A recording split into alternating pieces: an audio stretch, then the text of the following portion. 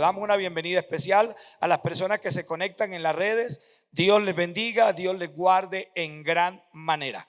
Vamos a leer, hace 8 días comenzamos la primera parte del capítulo 5. Bueno, compartimos el primer versículo, el versículo 31, imagínense un solo versículo, Mateo 5, 31, 31 al 32.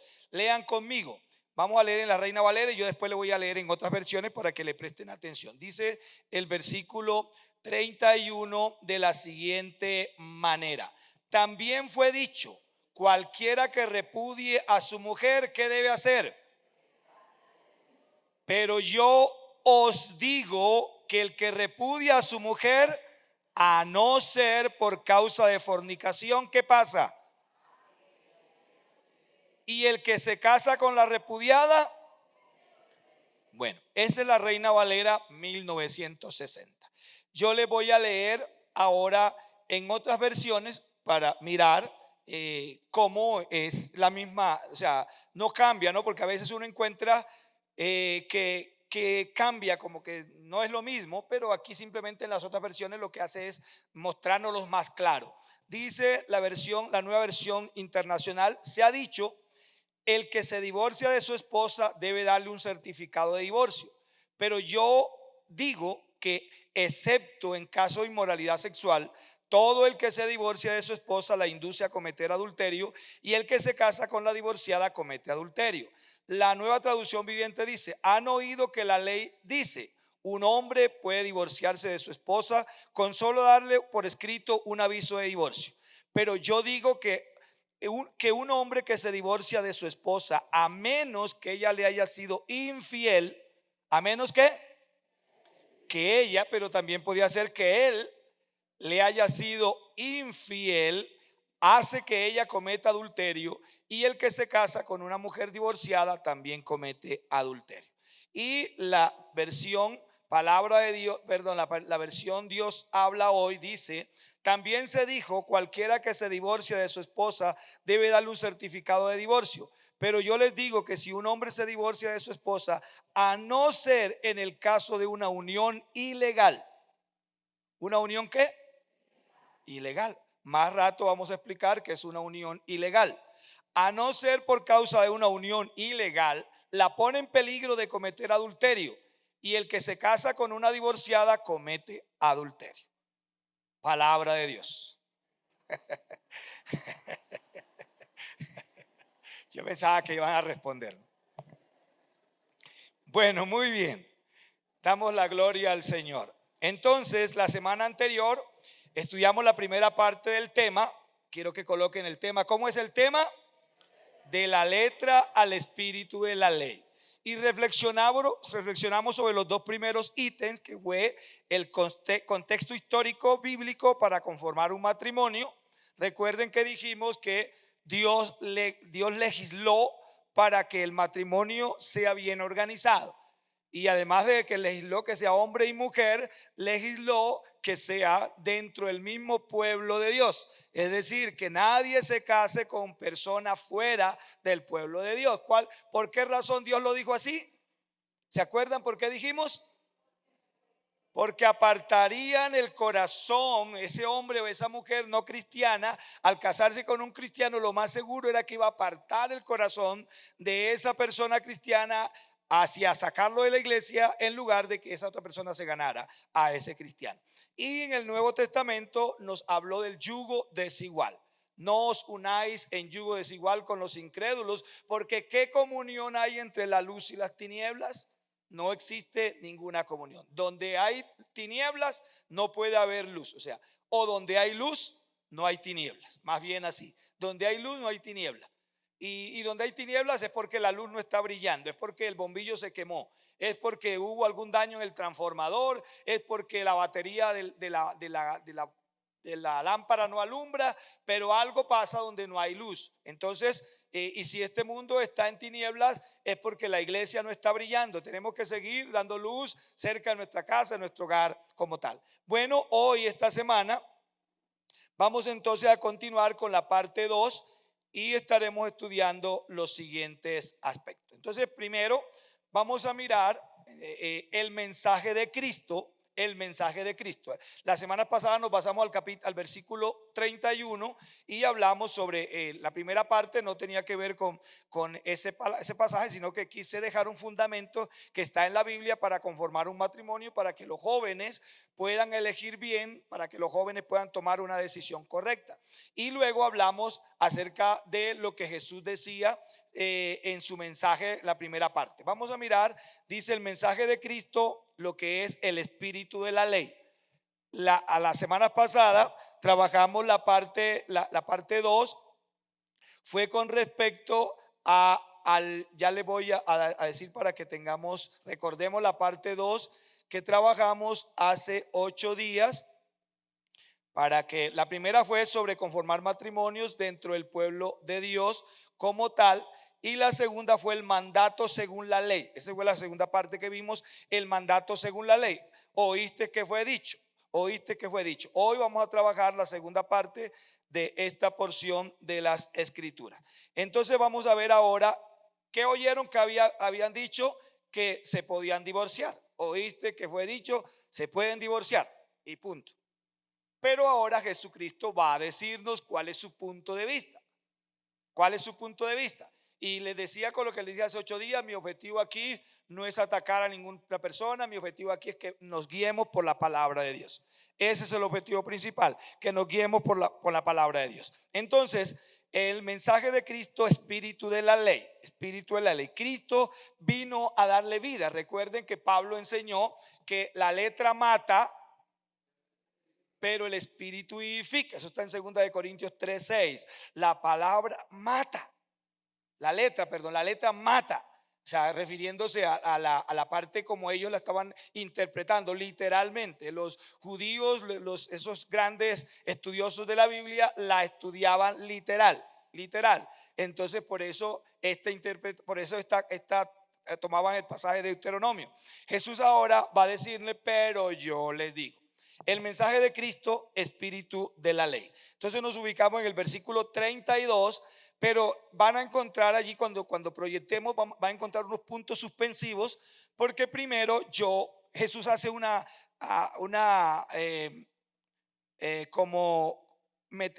diríamos como un parágrafo, ¿no?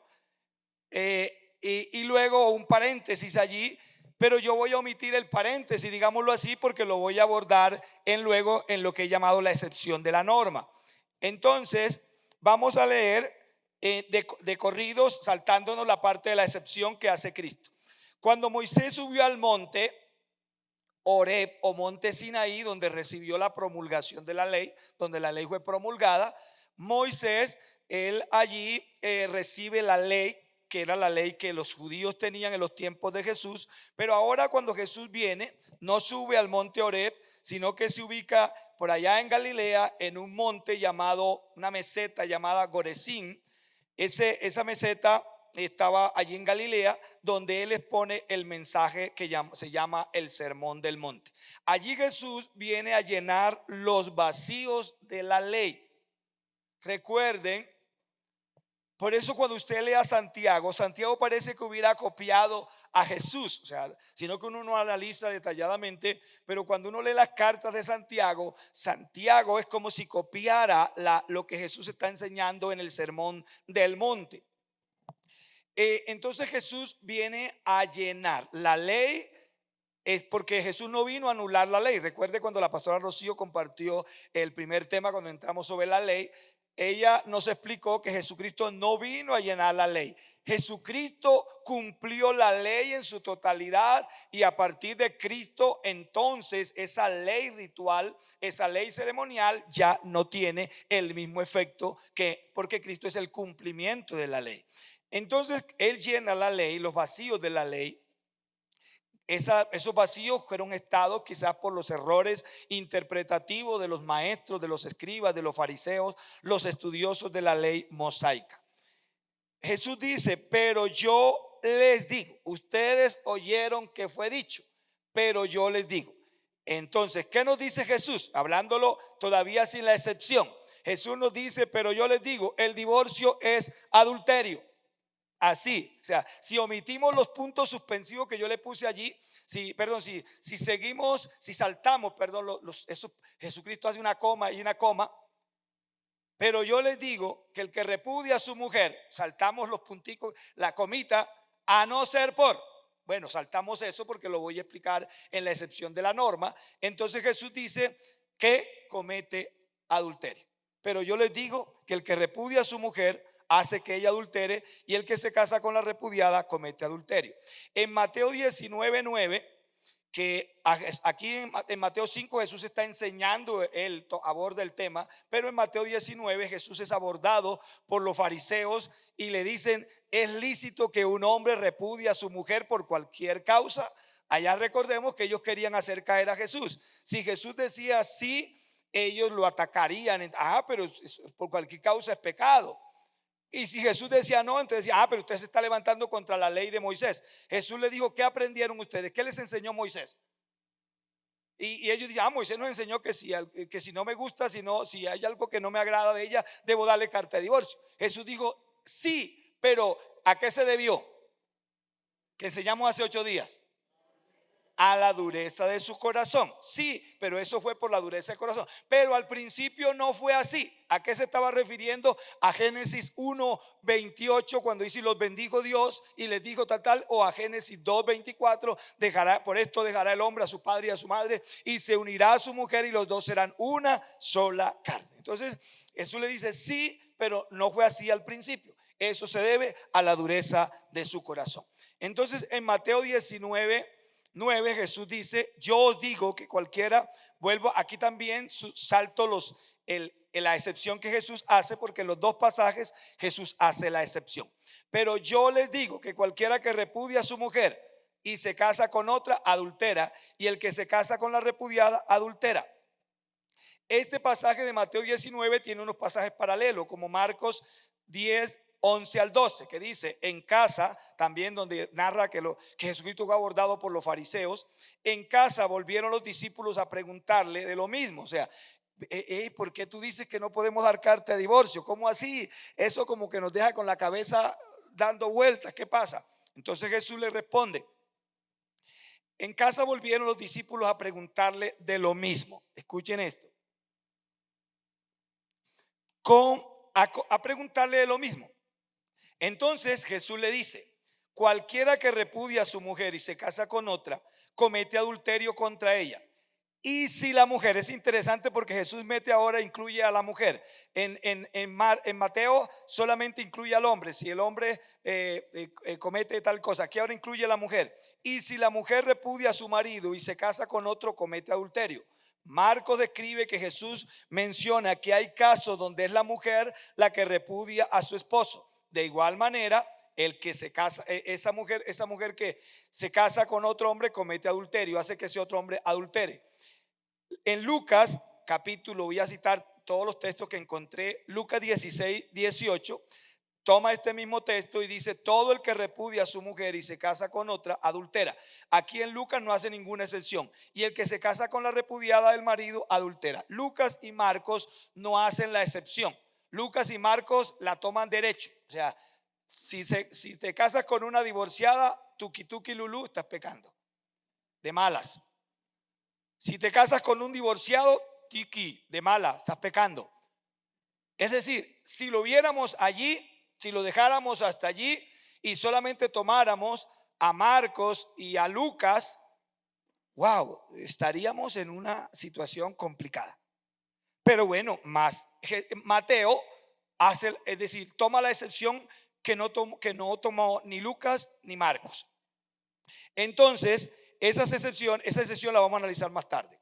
El profeta Malaquías, vamos a analizar ahora algunos textos del Antiguo Testamento. El profeta Malaquías, en el capítulo 2, en los versículos, ya le digo los versículos que vamos a estar citando aquí, 13 al 16. Se lo voy a leer en la NTV. Voy a leer, me parece más claro para poderle explicar cómo lo plasma la NTV. Dice así: esta es otra cosa que hacen: cubren el altar del Señor con lágrimas. lloran y gimen porque él no presta atención a sus ofrendas ni acepta con agrado las ofrendas. ¿Ustedes recuerdan de algún hombre en la Biblia que se ofendió con Dios porque Dios no miró con agrado su ofrenda? Caín. Bueno, Caín, parece ser que la experiencia de Caín se fue repitiendo con el tiempo en los israelitas.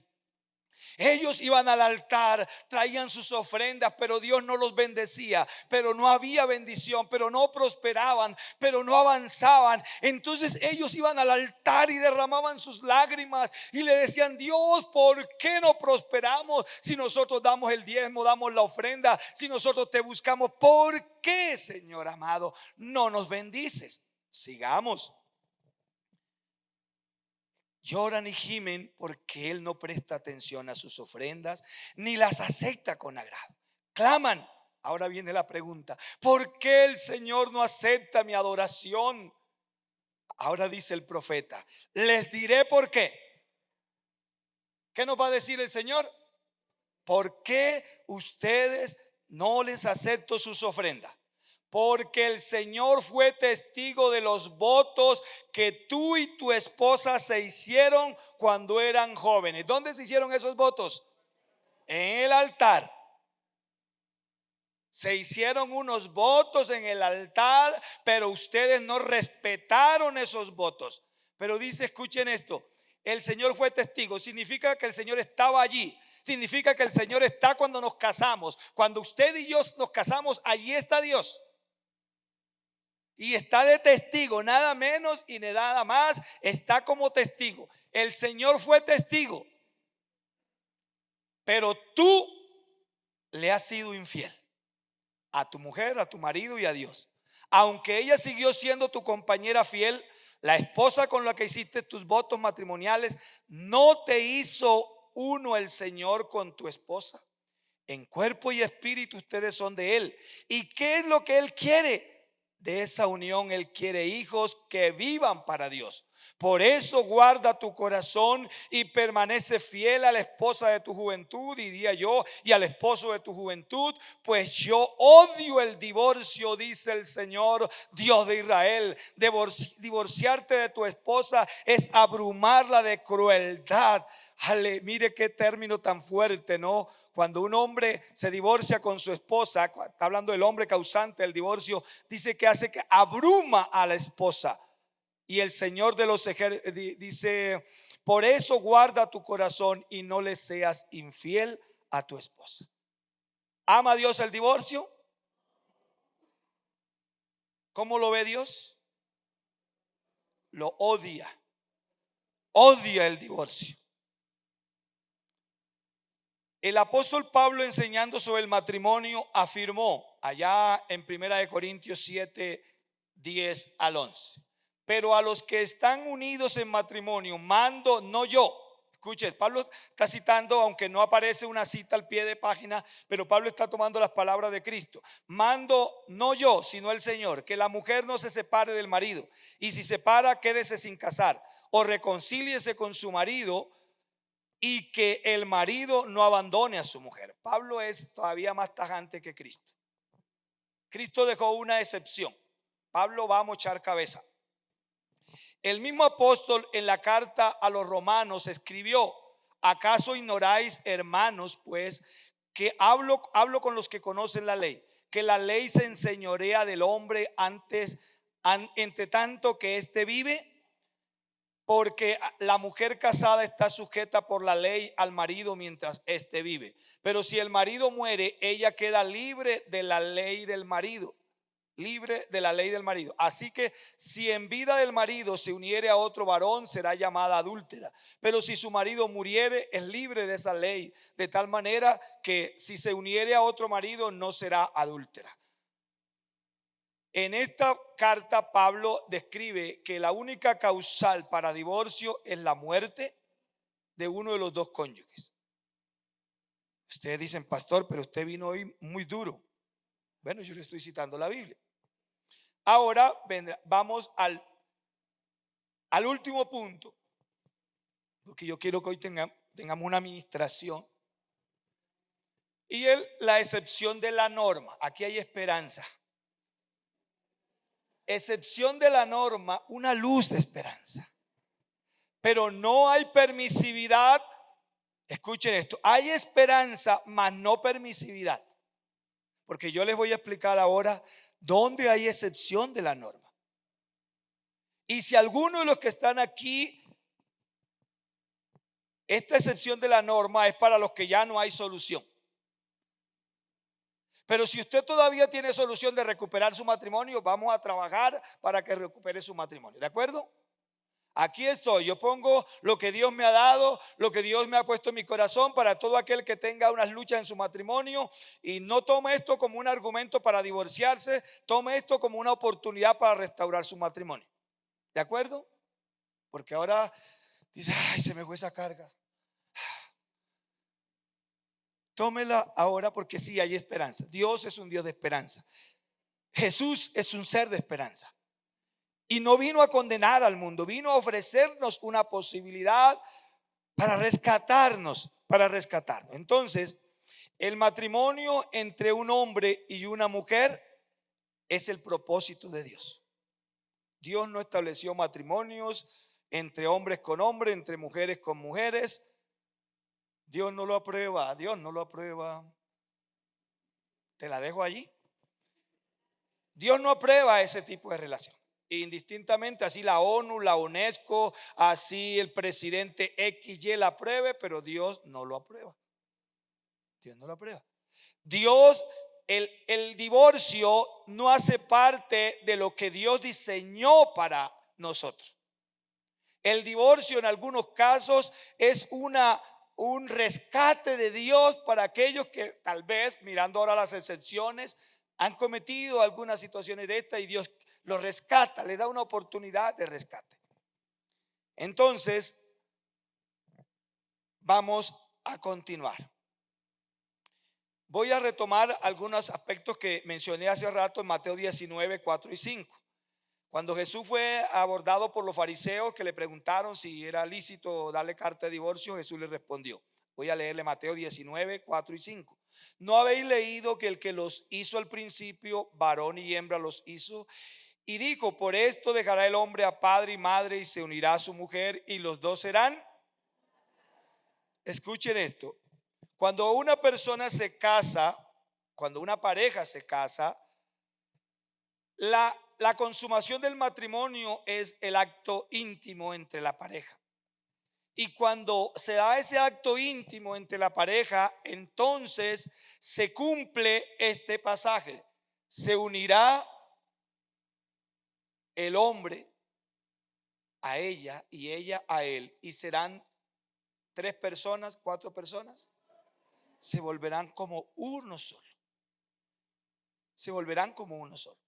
Tanto es que de esa intimidad nacen nuestros hijos y llevan ahora el ADN de papá y de mamá. No son, es decir, no es una mezcla, están allí fusionados. El ADN de papá y el ADN de mamá están fusionados ahora en ese nuevo ser que nace. Y entonces pues tal vez nos parecemos más a mamá, más a papá, al abuelo. Bueno, hay situaciones de los caracteres que nosotros heredamos de nuestros padres. Pero entonces, ¿qué diríamos? Dice, serán una sola carne y según parafraseando a Pablo en Romanos 7, la única forma de romper esa unidad es la muerte de uno de los dos cónyuges en el diseño original de Dios. La muerte de uno de los dos cónyuges.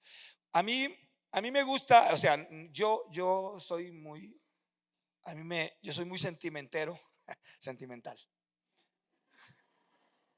Yo soy muy sentimental y entonces no me gusta ir cuando hay personas que han muerto, que han fallecido. Y pues yo lucho pues para que no se me salgan las lágrimas, pero se me salen las lágrimas. Pero a mí me agrada cuando yo voy a acompañar a una persona que le muere su cónyuge.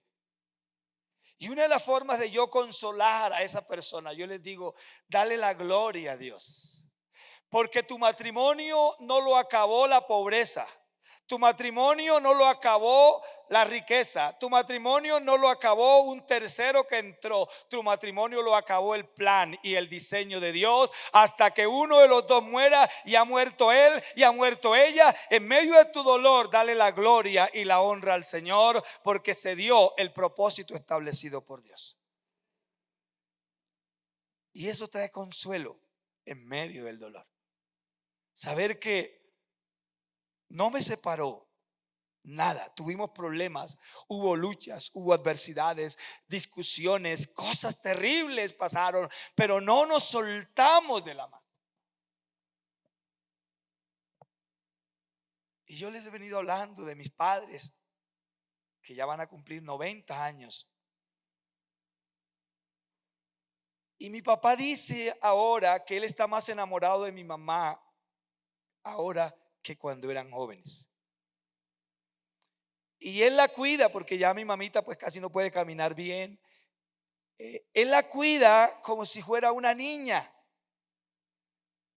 Y me impactaba estos días, ellos estaban sentaditos juntos y él tenía los ojos cerrados y tenía su mano puesta sobre el hombro de ella, porque él teme que si ella se le para, se le cae y se fractura. Y él estaba sentado con sus ojos cerrados los dos, y él con su mano puesta sobre el hombro de mi mamá. Y mi papá en su juventud fue tosco con mi mamá.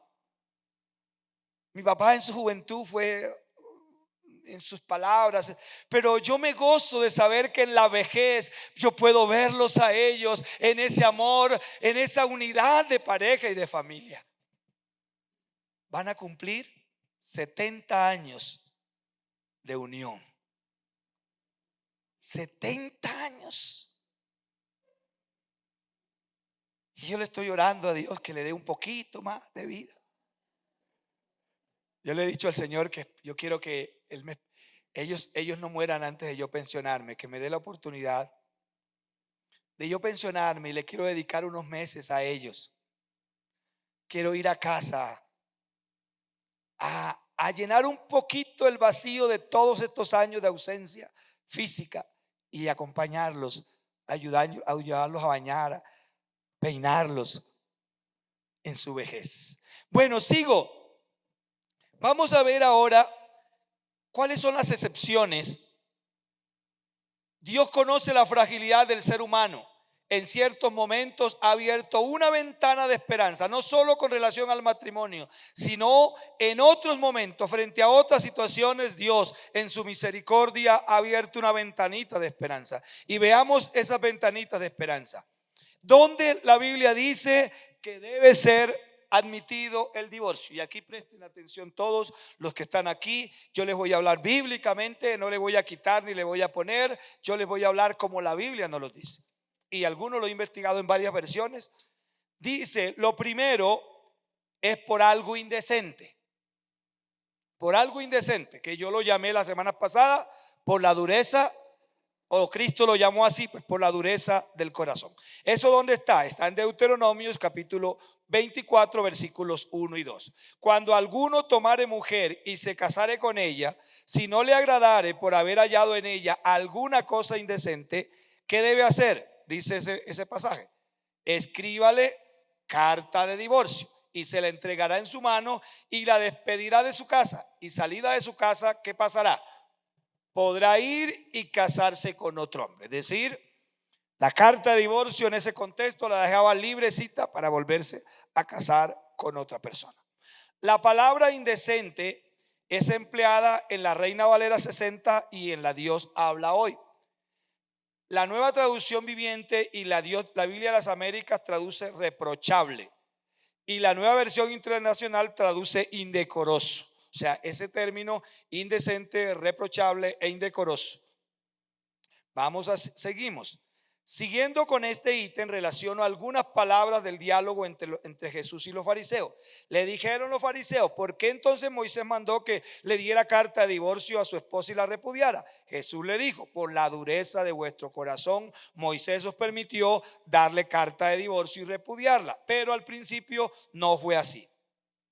En la ley se decía que el hombre podía darle carta de divorcio a su esposa si hallaba en ella algo indecente, algo reprochable, algo indecoroso. ¿Qué era eso? No sabemos si era perezosa, era desasiada, era grosera, era mentirosa, era chismosa. No sabemos qué sería eso reprochable, indecente, indecoroso. Pero así lo traduce la Biblia. Bueno, seguimos.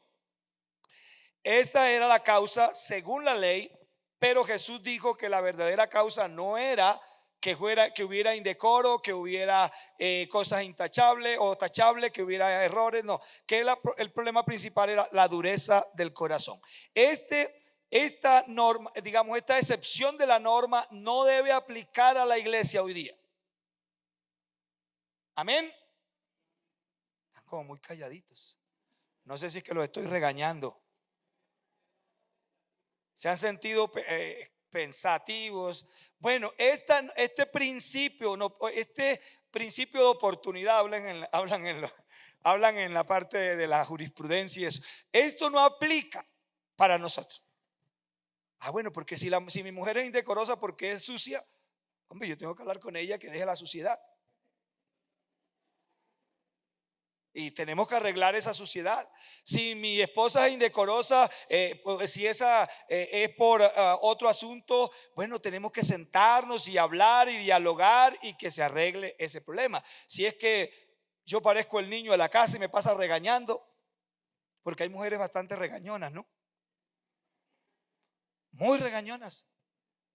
Se volvieron muy regañonas. Antes eran los hombres los regañones, ahora son las mujeres las regañonas. Y la mujer le pela los ojos al marido y él, sí señora, ya voy. ¿O no, varones? ¿O no? No, aquí no se da, en esta iglesia no se da eso. En este no es. Bueno, entonces ya llevamos una causal, una excepción de la norma, ¿cuál es? Es correcto, la dureza de corazón, pero que en el Antiguo Testamento se traducía como algo indecoroso, algo irreprochable, algo que no agradaba. Segundo principio para un divorcio, nulidad del pacto matrimonial. Esdras 10, 1 al 5. Mientras oraba Esdras y hacía confesión, llorando y postrándose delante de la casa de Dios, se juntó a él una muy grande multitud de Israel, hombres, mujeres y niños, y lloraba el pueblo amargamente. Entonces respondió Secanías, hijo de Jehiel, de los hijos de Elán, y dijo a Esdras: nosotros hemos pecado contra nuestro Dios, pues tomamos mujer extranjera de los pueblos de la tierra, mas a pesar de esto hay aún esperanza. ¿Qué hay? ¿Qué hay? ¿Cuántos necesitan? No vaya a levantar la mano. ¿Cuántos necesitan esa esperanza? ¿Cuántos requieren esa esperanza hoy? Hay esperanza para Israel, hay esperanza para la iglesia, hay esperanza para tu familia, hay esperanza para mi familia. Ahora pues hagamos pacto con nuestro Dios, que despediremos a todas las mujeres. ¿A quiénes? Wow, esto era duro. Y a los nacidos de ellas, según el consejo de mi Señor y de los que temen el mandamiento de nuestro Dios, y hágase conforme a la ley. Levántate, porque esta es tu obligación y nosotros estaremos contigo. Esfuérzate y pon manos a la obra. Entonces se levantó Esdras y juramentó a los príncipes de los sacerdotes y los levitas y a todo Israel que harían conforme a esto, y ellos juraron. En este caso, la unidad del pacto matrimonial se daba porque habían violado la palabra de Dios, el pacto, al casarse con mujeres extranjeras. Hubo un mover de la presencia de Dios y fueron redargüidos y confrontados con su pecado. Se cree que algunos de ellos en su pecado habían abandonado a sus esposas israelitas y se habían casado con mujeres de otras naciones.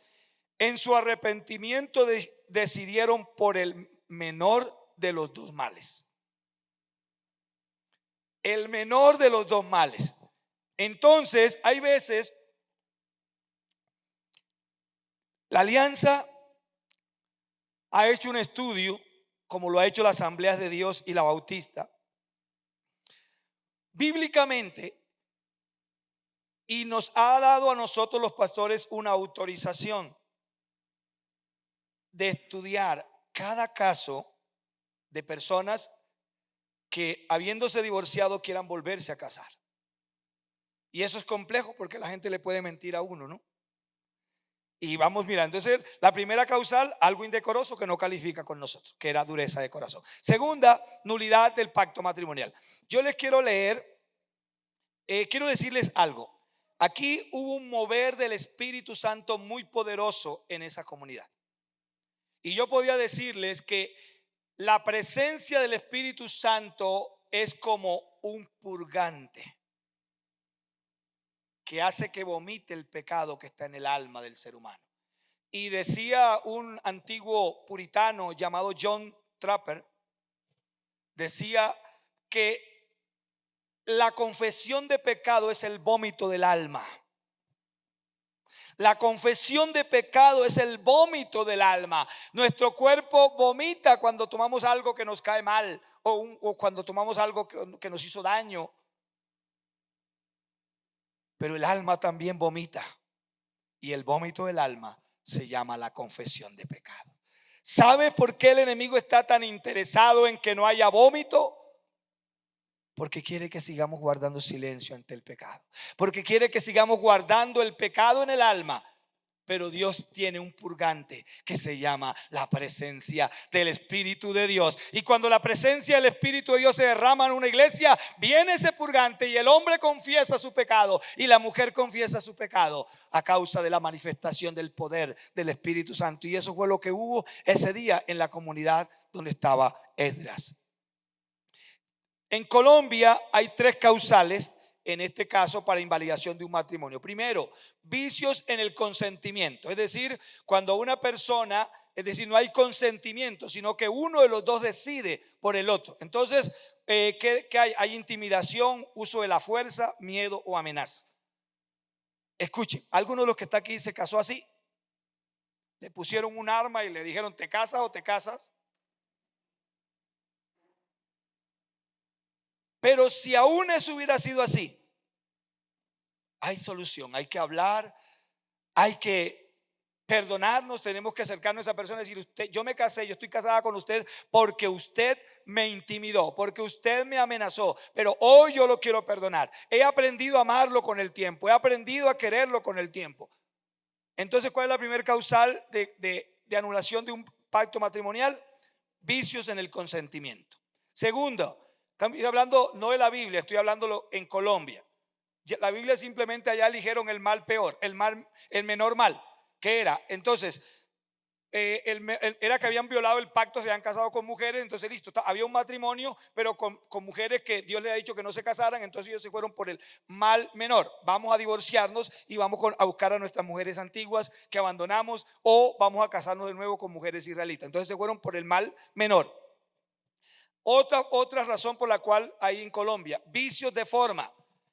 Cuando un matrimonio es celebrado por un juez o notario no competente, cuando no exigió los requisitos, pero de igual manera, si aún ese fuera su caso, no se vaya a divorciar. Vamos a arreglar, vamos a solucionar eso. Tercero, impedimentos legales.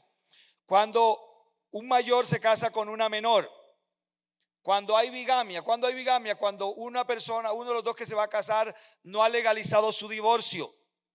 Porque antiguamente los que se casaban por la iglesia católica, muchos no aparecen casados y oronditos se casan sin hacer la respectiva nulidad, porque como ante la iglesia católica no permite, no hace divorcio ellos, entonces la que los hace son las notarías, son los que hacen el divorcio. Pero como todo matrimonio sí que se hace, se debe ser registrado en las notarías, y el que no lo hace, el matrimonio no queda registrado. Y entonces ante el Estado colombiano no está casado, pero ante Dios estás casado. Y muchos se han vuelto a casar porque fueron y miraron su registro civil y no aparecía en el pie de página casado, sino soltero. Entonces, orondito, bueno, yo no estoy casado, me voy y me caso. Ojo, eso se llama bigamia. Y en Colombia, la ley de Colombia da para divorcio. También cuando hay parentesco familiar. Por ejemplo, un papá que engendró una hija y la dejó por allá botada, y con el tiempo el hombre coquetón pues se casó con su propia hija. O un hermano, así ha sucedido en Colombia. Entonces esos matrimonios inmediatamente quedan anulados. Y voy a ir a dos cositas más. Una, inmoralidad sexual, que es la que Cristo aprueba. Ahora sí voy al texto de Mateo 5:32, la parte B, y 19:9, la parte B. Pero yo os digo que cualquiera que repudie a su mujer, a no ser, un parágrafo, Jesús está estableciendo un parágrafo, a no ser por fornicación. Y en la 19:9 dice: y yo os digo que cualquiera que repudie a su mujer, salvo por causa de fornicación. Entonces hay una excepción establecida por Cristo. ¿Cuál es? El adulterio. Aquí usan la palabra fornicación porque es la palabra griega porneia, y porneia es cualquier acto inmoral. Fornicación, adulterio, masturbación, pornografía, bestialismo, todas esas parafilias son catalogadas como actos inmorales, Y por último, por decisión del cónyuge no cristiano, abandono. En Primera de Corintios, aunque Pablo lo vemos como un hombre muy cerrado, Pablo da una ventanita de esperanza también. Dice: pero si el incrédulo, estoy leyéndole el versículo 15, pero si el incrédulo se separa, sepárese, pues no está el hermano o la hermana sujeta a servidumbre en semejante caso, sino que a paz nos llamó Dios. En cambio, voy a leerle ahora, esa es la Reina Valera, voy a leerle la Nueva Traducción Viviente. En cambio, si el esposo o la esposa que no es creyente insiste en irse, déjenlo que se vaya. ¿Déjenlo qué? En esos casos, el cónyuge creyente ya no está ligado al otro. Es decir, si no está ligado, significa que hay nulidad del pacto matrimonial y hay divorcio en el concepto de Pablo. Entonces, vamos a ir ya cerrando. ¿Cuáles son las cuatro conceptos que he hablado sobre nulidad de matrimonio? Primero, por algo indecente, que es dureza de corazón. Segundo, por nulidad del pacto matrimonial, en este caso escogiendo lo más pequeño por lo más grande. ¿Qué más? Por inmoralidad sexual. Y por último, por abandono. Cuando uno de los dos cónyuges, que ahora está hablando de uno que es cristiano y otro que no es cristiano. No debe haber entre dos cristianos abandono. Ah, no, ya yo voy a abandonar. Como el pastor dijo que entonces podía abandonar, entonces yo la abandono. No, está hablando aquí de parejas conformadas entre un creyente y un no creyente. Y voy a cerrar con eso. Vaya colocando una musiquita de fondo allí.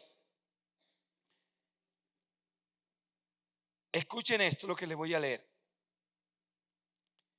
En este caso, de acuerdo a aquella época, en matrimonio entre un creyente y un no creyente, Pablo dice que si el no creyente decide en irse, que lo deje ir. Se puede separar. No tiene por qué detenerlo. Permítale que se vaya. En esos casos, el cónyuge creyente ya no está ligado al otro. Eso significa que hay disolución de la unión conyugal. Aunque no hay excepción de la norma en la Biblia, y yo quiero, ya esto dice Pablo, esto lo digo yo, no el Señor. Considero que donde hay maltrato psicológico, donde hay maltrato verbal o físico, lo primero debe ser buscar solución para resolver ese conflicto.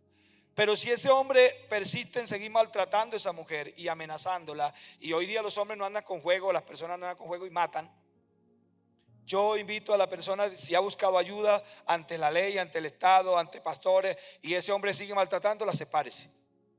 Usted no tiene por qué estarle aguantando a un hombre que la quiere matar. Y ya usted orará y le pedirá a Dios que la guíe de ahí en adelante, que debe seguir. Yo quiero que nos coloquemos de pie. Y yo decía, ¿qué trajo el arrepentimiento en los tiempos de Esdras? Un mover de la presencia de Dios. Y hoy vamos a pedir ese mover de la presencia de Dios en nuestro matrimonio. Solo la presencia de Dios en nuestro matrimonio va a traer restauración, va a traer sanidad, va a traer vida. Entonces, en conclusión, escuchen esto. En conclusión, bíblicamente, el único pasaje que dice que el divorciado se podía casar es el de Deuteronomios 24, 1 y 2. Jesús dice a no ser por, pero no dice también vuélvase a casar. Pablo dice Pablo se acerca un poquito más porque dice, bueno, ya queda desligado de ese vínculo. Pero tampoco dice que se puede volver a casar. Pero yo, lo que les decía, creo que hay una ventanita de esperanza en Dios.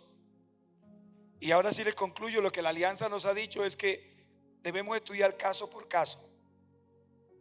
Y si hay alguno de estos que he mencionado aquí, la alianza admite el nuevo matrimonio. Es decir, ya ahora cada pastor lo hará, cada quien como él lo crea, pero la alianza, esa es la aprobación de la alianza. Se debe estudiar caso por caso. Por ejemplo, personas que se divorciaron en el mundo y llegaron a la iglesia en unión libre con otra persona, ¿cómo los mando yo a que se vayan y se casen de nuevo? Ya el otro tiene otra mujer, la otra tiene otro hombre. Entonces la alianza estudia esos casos y en lugar les da una oportunidad y le dice, pues en mi caso yo le digo, oren al Señor y que Dios le traiga paz a su corazón. Vamos a orar. Tome a su esposa, los que están aquí casados. Yo quiero que usted, si están los casados, ojalá se puedan mirar cara a cara y oren juntos y digan, Señor, ayúdanos porque no ha sido fácil, no será fácil, pero queremos terminar, abuelitos. Queremos un día que lo único que nos separe sea la muerte, que no nos separe nada más, que no nos separen los conflictos, que no nos separe la necesidad, que no nos separe la riqueza, que no nos separe otra persona, que lo único que nos separe sea la muerte. ¿Cuántos están dispuestos a orar de esa manera? Uy, muy poquito. Bueno, Padre amado, yo te doy gracias. Hoy he terminado esta serie de dos temas, Señor, sobre el matrimonio, los conflictos, el divorcio. Señor, pero hoy puedo concluir bíblicamente que aunque tú dijiste a no ser por o salvo en caso de, y Pablo dice, no está el hermano llamado a sujetarse al otro que le ha dicho que se quiere ir, porque a paz nos llamó el Señor. Padre bendito, pero no existe, a excepción de Deuteronomio 24, y tú lo diste por cortado inmediatamente y dijiste, eso fue la dureza del corazón de ustedes. Señor, yo te pido por mi esposa, por mi matrimonio. Ore al Señor por su matrimonio en estos momentos. Y los que no se han casado, oren por esa persona que Dios va a colocar en su camino. Oren los que están en noviado y díganle, Señor, ayúdame a confirmar si esta persona verdaderamente que es mi novio hoy día, mi novia verdaderamente va a ser mi esposo. Oro, Señor, para que tú nos guíes, Señor, si esta persona va a ser mi esposo. Si usted convive con alguna persona en unión libre, dígale, Señor, yo quiero que tú me ayudes a organizar mi matrimonio, a casarme, que el matrimonio de nosotros se pueda organizar como debe ser. Vivimos en unión libre hace 5 años, 10 años, 15 años. Mi pareja no se quiere casar, esto, lo otro. Padre, en esta hora, Señor, yo bendigo cada matrimonio que está aquí. Bendigo cada familia que está aquí. Y declaro, Señor amado, que tú los ayudes. Te pido pues que tú los ayudes, que tú nos ayudes. Que lo único que pueda separar los matrimonios, los que están conformados y los que se conformarán de aquí en adelante, sea lo que la Biblia dice: la muerte. No hay otro camino en la palabra de Dios. Pero sabemos que tú eres misericordioso, Señor amado.